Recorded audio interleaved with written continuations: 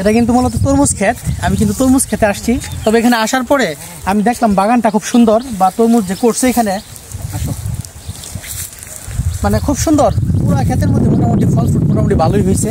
তবে এখানে যে মালিক আছে বা কি আছে আমি খুঁজে বের করবো, ওনার সাথে আমি কথা বলবো যে ফলাফল এবছর আশানুরূপ কি পাচ্ছে তারা।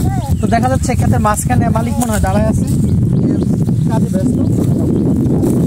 সত্যি এরকম ভরা খেতে আসলে যখন ফল খেতে হয়ে থাকে মানে খুবই ভালো লাগে।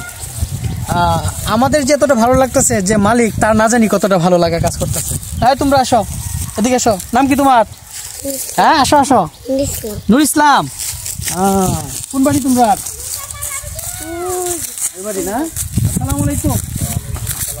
কেমন আছেন আপনি ভাই? তো আপনাদেরই না? কেমন এখন আপনার এই ফলাফল কি পর্যন্ত বিক্রি করছেন কিছু? না না বিক্রি হয়নি। বিক্রি হয় না এখনো না? এমনি কাস্টমার আসে না?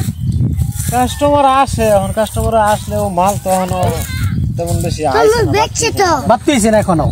কতদিন লাগবে আর ওইগুলো মালগুলো আসতে? 7-10 দিন লাগবে। 10-15 দিন।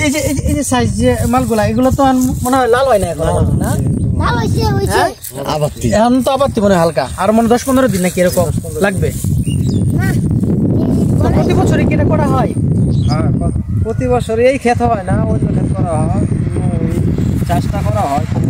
আচ্ছা আপনারা যে টাকা খরচ করেন এই ক্ষেতের মধ্যে বছর শেষে যখন ক্লোজ করা হয় তখন কি আয় উন্নতি কেমন, মানে লাভ কেমন থাকে? যেমন ফলের দিক দিয়ে ফল ভালো হলে তো আয় উন্নতি হয়, আর ফল না ভালো হলে আয় উন্নতি। বুঝতে পারছি।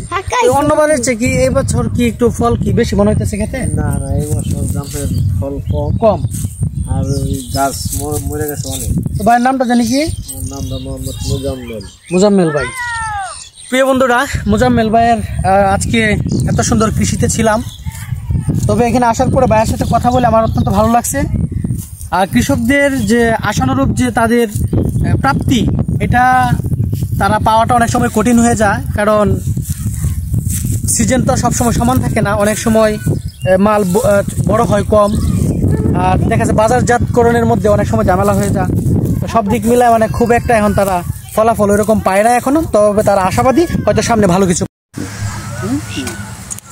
এই যে দেখেন ক্ষেতের মধ্যে এটা মিষ্টি লাউ ক্ষেত, এই যে লাউ কত সুন্দর লাউ হয়ে আছে। ওয়াও, এটা আপনারা একটু দেখাই দিই লাউটা। এই যে দেখেন ফসল, কাছে কাছে কাছে, এই লাউ, এটা লাউ ক্ষেত, মিষ্টি লাউ।